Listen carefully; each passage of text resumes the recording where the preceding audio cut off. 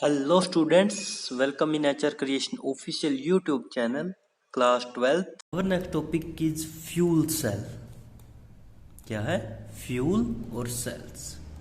देखिए क्या कहता है फ्यूल सेल्स के बारे में. The electricity from the thermal plant is not efficient method. देखिए हम लोग इलेक्ट्रिसिटी कहाँ से उत्पन्न करते हैं, प्रोड्यूस करते हैं. इलेक्ट्रिसिटी आती है हमारे पास थर्मल प्लांट से. ठीक है. कहता जो इलेक्ट्रिसिटी थर्मल प्लांट से बनती है ना, ये बनाने का जो मेथड है ये इतना ज़्यादा एफिशिएंट मेथड नहीं है.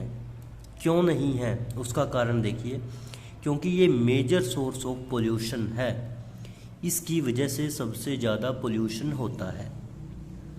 ठीक है. यानी कि थर्मल पावर प्लांट की अब हमें क्या मिल गई, एक टाइप की डिसएडवांटेज या डीमेरिट्स. क्लियर. आगे देखिए. इन सच प्लांट्स, कहता इस टाइप के जो प्लांट्स होते हैं thermal power plants, the chemical energy of fossil fuels, fossil fuels की जो केमिकल एनर्जी होगी. फॉसिल फ्यूल्स कौन से होंगे और क्या होते हैं फॉसिल फ्यूल्स? बोटनी उसमें बायोलॉजी में आप लोग पढ़ते हो, केमिस्ट्री में भी पढ़ते हो. फॉसिल फ्यूल्स यानी कि जो हमारा एक टाइप का ईंधन है, लाइक कोल हो गया, कोयला, गैस, ऑयल. ठीक है. तो ये किसमें इंक्लूड किए जाएंगे? फॉसिल फ्यूल्स में.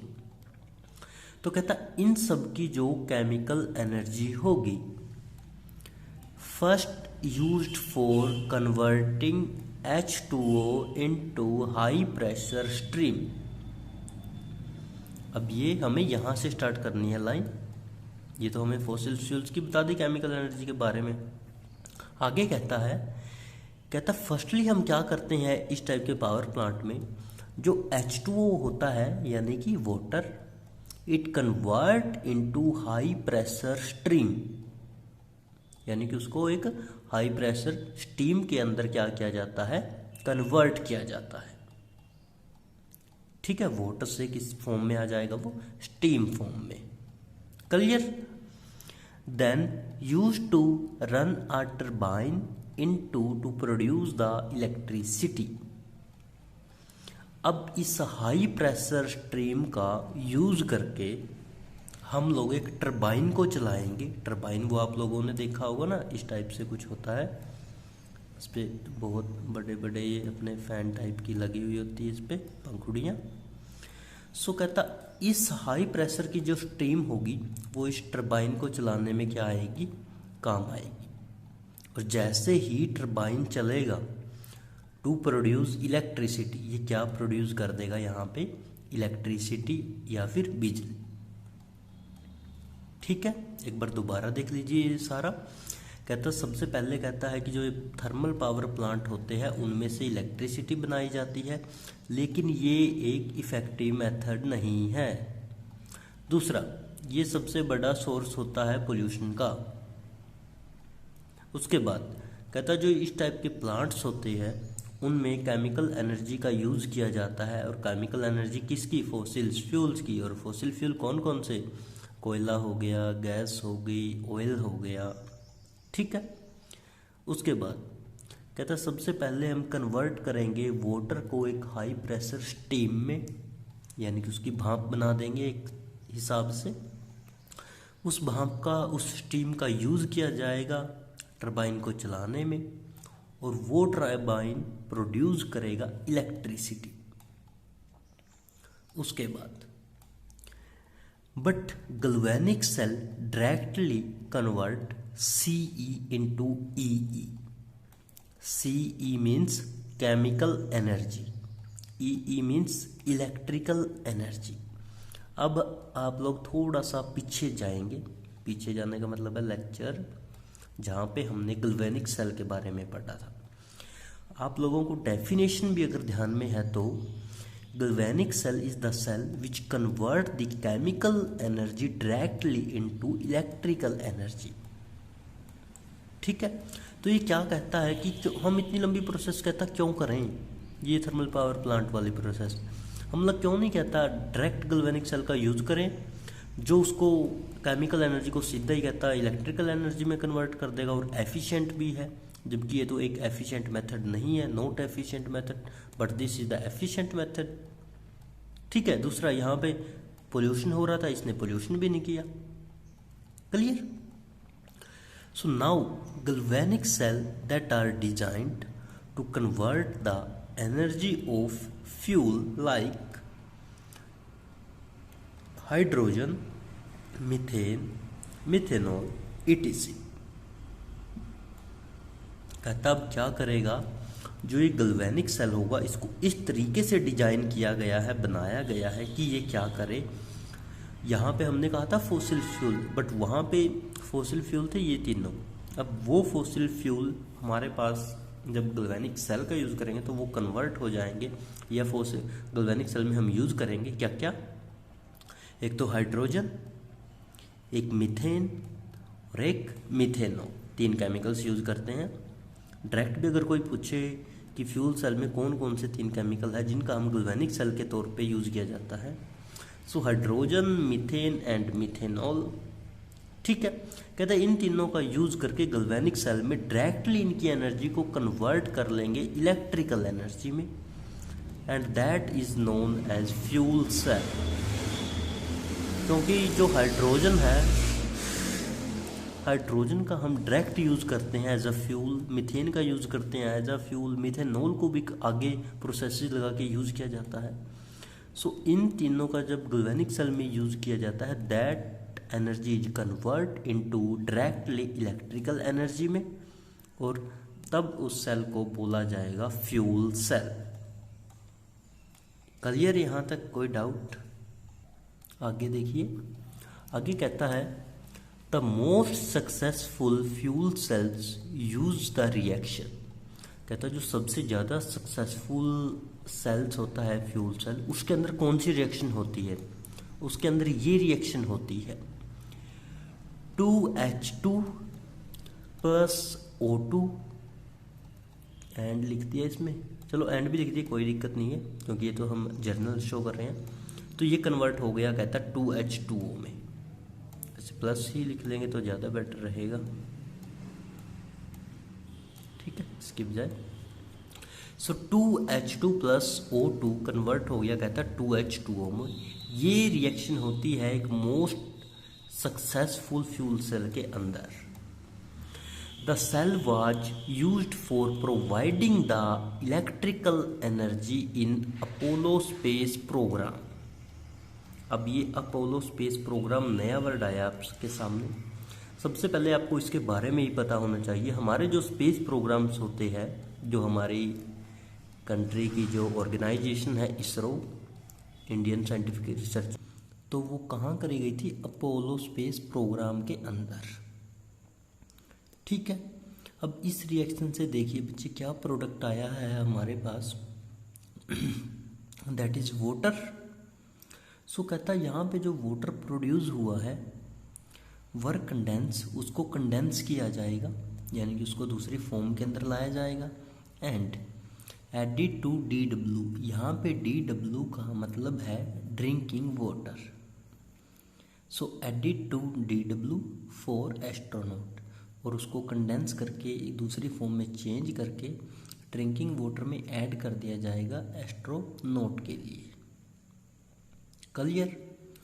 उसके बाद कहता इन सेल के अंदर H एंड O यानी कि hydrogen and oxygen are bubbled through porous carbon electrode into concentrated aqueous NaOH solution. क्या कहता है कि सेल के अंदर हमारे पास हाइड्रोजन और ऑक्सीजन बबल्ड करते हैं, बबलिंग होती है इनकी, किसके थ्रू होती है बबलिंग? थ्रू कार्बन के इलेक्ट्रोड के थ्रू। ठीक है। ये जो इलेक्ट्रोड होता है कार्बन का, ये किसके अंदर होता है? लेकिन एक्वस NaOH सॉल्यूशन के अंदर। और जो एक्वस NaOH सॉल्यूशन होता है ये कंसंट्रेटेड होता है। ठीक है, यानी कि कंसंट्रेटेड एक्वस NaOH सॉल्यूशन के अंदर कार्बन की इलेक्ट्रोड होती है जिसके थ्रू H और जो O है यानी कि हाइड्रोजन एंड ऑक्सीजन बबलिंग करते हैं। क्लियर। आगे कहता है प्लैटिनम यानी कि पीटी। पीटी कहाँ पे आता है? ग्रुप नंबर 10 में, एटॉमिक नंबर 46। एंड पैलेडियम, और पैलेडियम कहाँ पे आता है? इससे ऊपर इसका सिंबल पीडी। क्लियर। सॉरी, हम प्लैटिनम का गलत बोल गए। प्लैटिनम का 78 आएगा एटॉमिक नंबर, ठीक है, और इसका आएगा 46 पैलेडियम। सो कहता है प्लैटिनम और palladium are used for increasing the rate of reaction.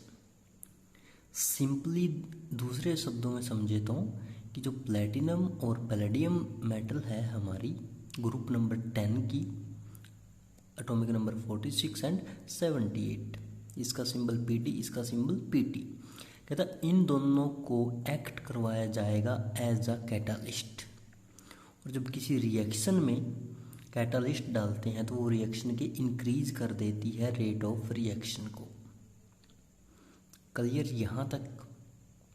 ठीक है, कि पहले उसने बताया कि यहाँ पे वाटर निकलेगा, उस वाटर को अपोलो स्पेस प्रोग्राम में यूज़ किया गया, उसको कंडेंस किया गया, ड्रिंकिंग वाटर में ऐड किया गया। एस्ट्रोनॉट के लिए फिर बताया कि कार्बन की इलेक्ट्रोड है जिसमें हाइड्रोजन और ऑक्सीजन बबलिंग करते हैं जब वो डूबी हुई है, किसमें रखी हुई है? एक्वस NaOH कंसनट्रेटेड सॉल्यूशन में।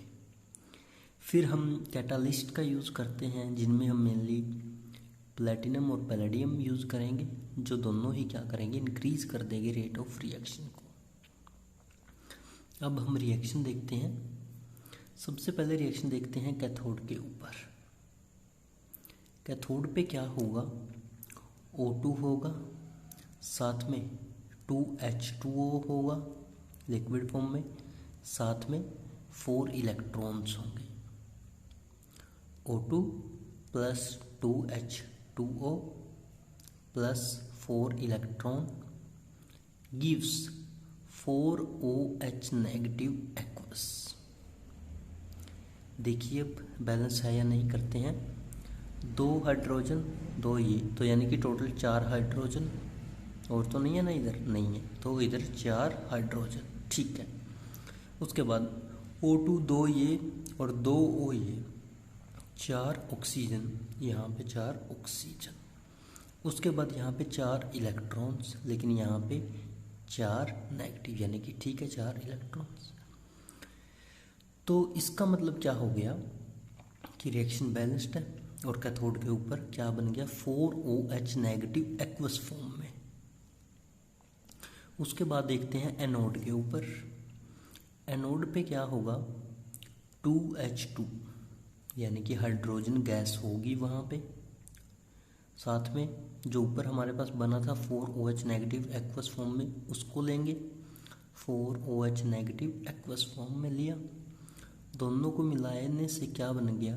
4H2O लिक्विड, साथ में 4 इलेक्ट्रॉन निकल गए जो यहाँ पे हमने लिए थे। क्लियर। H2 था, 4OH नेगेटिव था, इन्होंने मिलके 4 H2O के मॉलिक्यूल बनाए liquid and 4 electrons.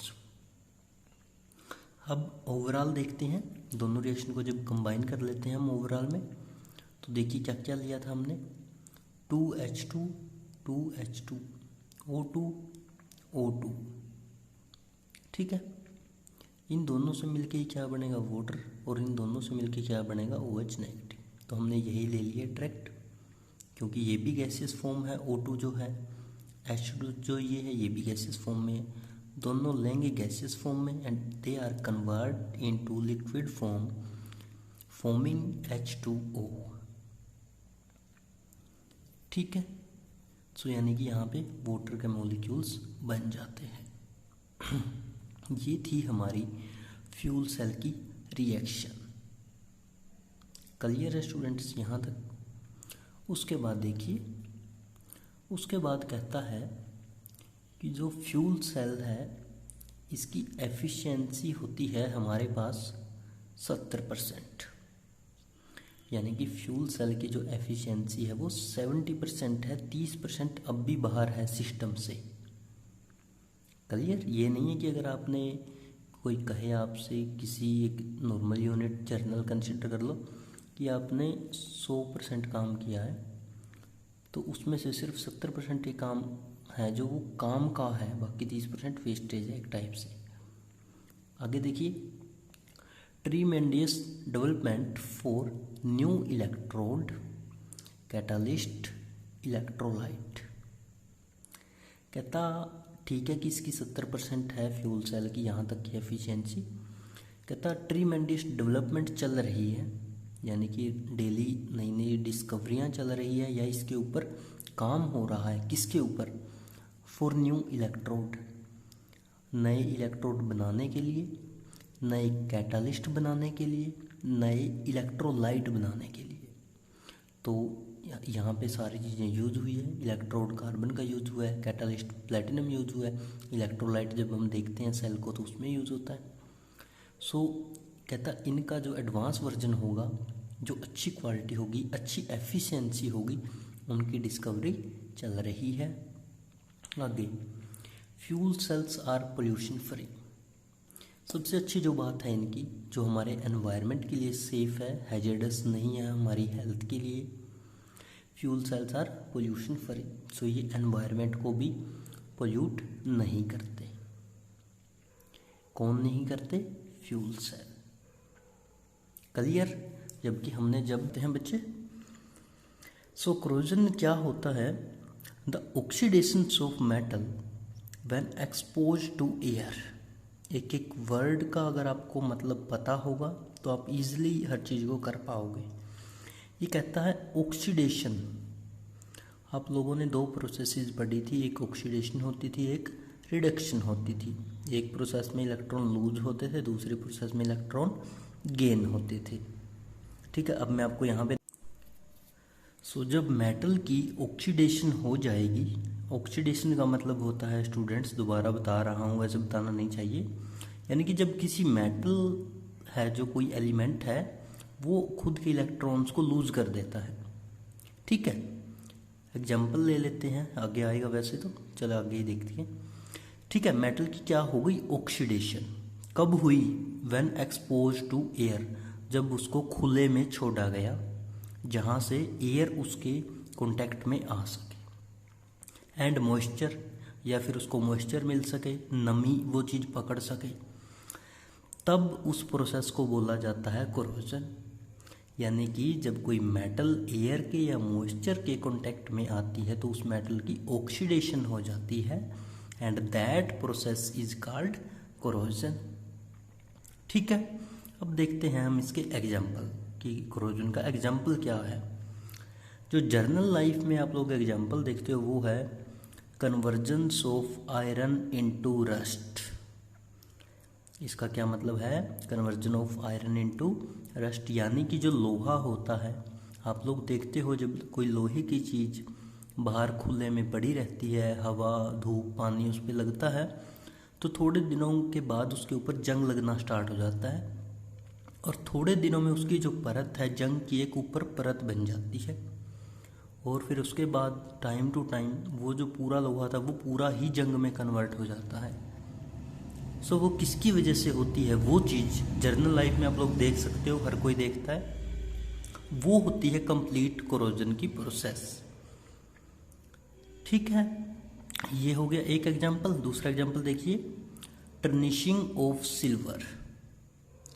टर्निशिंग of silver का मतलब है ऐसे ही सिल्वर के जो कुछ बर्तन या कुछ हमारे इंस्ट्रूमेंट होते हैं, उनकी भी ऐसे ही टर्निशिंग हो जाती है एक टाइप से, यानी कि जो परत है वो किसी और ही चीज़ की बन जाएगी, क्योंकि जो सिल्वर है वो भी ऑक्सीडाइज हो जाता है, ऑक्सीडेशन हो जाती है उसकी भी। ठीक है, तीसरा है development of green coating on copper. ऐसे ही कॉपर का एटॉमिक नंबर 29, सिंबल Cu, आएगा कहाँ पे? ग्रुप नंबर 11 में और पीरियड नंबर 4 में। सो कॉपर की जो कुछ चीज़ें होती है, मेनली तो कॉपर की हम वायर देखते हो आप लोग, कॉपर, सो उसके ऊपर कहता है ग्रीन कोटिंग जम जाती है। वो जो ग्रीन कोटिंग होती है किसकी वजह से होती है? कॉपर की उस दौरान ऑक्सीडेशन हो रखी होती है और उसकी वजह से एक ग्रीन कोटिंग बन जाती है। And these all example are include in the process of corrosion.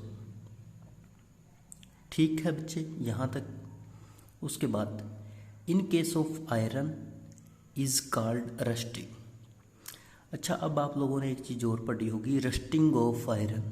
Mainly तो आप ये पढ़ते हो रस्टिंग ऑफ आयरन। वो क्या मतलब है रस्टिंग ऑफ आयरन का? देखिए, जब कोरोजन की प्रोसेस होती है, ऐसा नहीं है सिर्फ आयरन पे होती है, अभी हमने एग्जांपल भी दिए सिल्वर पे, कॉपर पे, ठीक है। सो जब कोरोजन होता है आयरन के ऊपर, उस प्रोसेस को बोला जाता है रस्टिंग। क्लियर? यानी कि जब आयरन के ऊपर कोरोजन की प्रोसेस अप्लाई होगी, वो काम करेगा, यानी कि वो ऑक्सीडेशन हो जाएगी मेटल की, तब हम उसे रस्टिंग बोल देंगे। बाकी के केस में नहीं बोल देंगे, बाकी के केस में कोरोजन ही वर्ड यूज करेंगे। चलिए आगे, corrosion of iron in atmosphere. कहता है अब ये कोरोजन की जो प्रोसेस है ये होगी कब और कहाँ होगी? तो इसका आइडिया आपको डेफिनेशन से ही मिल गया था कि एयर के कांटेक्ट में और मॉइस्चर में। अब देखिए मॉइस्चर कहाँ होगा? जहाँ पानी होगा, जहाँ थोड़ी बहुत धूप भी पड़ रही होगी, जहाँ क्या होगा, जैसे हम सिंपल वर्ड्स में बोलें कि धूप पानी बरसात का जहाँ पे असर दिखाई दे, ठीक है। एयर जहाँ पे चल रही हो, एयर के अंदर वाटर ड्रॉपलेट होते हैं, वो भी क्या करेंगे? मॉइस्चर देंगे, उसको ऑक्सीडेशन में हेल्प करेंगे। तो यानी कि कहता जो कोरोजन की प्रोसेस है वो होती है एटमॉस्फेयर में, ठीक है, खुले एनवायरनमेंट में, एयर के कांटेक्ट में, मॉइस्चर के कांटेक्ट में, वाटर ड्रॉपलेट के कांटेक्ट में। क्लियर यहाँ तक? अब देखते हैं हम रिएक्शन के थ्रू समझते हैं, यानी कि इसको, ये तो होगी इसकी थ्योरी। सो पहले बात करेंगे ऑक्सीडेशन की। ऑक्सीडेशन की बात करेंगे, ऑक्सीडेशन किसकी देखेंगे? आयरन की ही देख लेते हैं। चलो Fe आयरन का एटॉमिक नंबर 26 और कहाँ पे आएगा? ग्रुप नंबर 8 में, पीरियड नंबर 4 में, सॉलिड फॉर्म में ले लिया। इसकी जब ऑक्सीडेशन होगी तो अभी हमने बताया था ऑक्सीडेशन की प्रोसेस में क्या होगा कि ये इलेक्ट्रॉन को लूज कर देगा। तो इसने Fe ने 2 इलेक्ट्रॉन लूज कर दिए, ये रहे 2 इलेक्ट्रॉन। तो 2 इलेक्ट्रॉन जब लूज करेगा तो इसके ऊपर कैसा चार्ज आ जाएगा? प्लस का। कितना प्लस? जितने इलेक्ट्रॉन दिए, तो यानी कि 2 प्लस का चार्ज किसके ऊपर? Fe के ऊपर। और इसकी जो स्टेट है वो भी चेंज हो गई, पहले सॉलिड में था, अभी एक्वस फॉर्म में आ गया। इन चीज़ों का स्पेशली आप लोगों को ध्यान रखनी होती है, छोटी छोटी चीज़ें नंबर कटवा लेते हैं खामखा बच्चे। सो ऑक्सीडेशन में Fe सॉलिड लिया था and it convert into Fe2 positive aqueous में, और 2 इलेक्ट्रॉन इसने लूज कर दिए। अब बात करते हैं रिडक्शन की। रिडक्शन में हमारे पास क्या है? O2 ले ली हमने, गैसियस फॉर्म में होती है O2, साथ में इसको दे दिए प्लस कर दिए हमने 4H पॉजिटिव एक्वस फॉर्म में और 4 इलेक्ट्रॉन, ठीक है। 4H पॉजिटिव और 4 इलेक्ट्रॉन जब ये दोनों आपस में मिल जाएंगे तो क्या बन जाएगा यहाँ पे? 4H। 4H को मैं कैसे लिख सकता हूँ? 2H2। और जो O2 बचा उसको कैसे लिख सकता हूँ? 2O। तो ये क्या बन गया आप लोगों के पास? वाटर। स्टेट कैसी है? लिक्विड।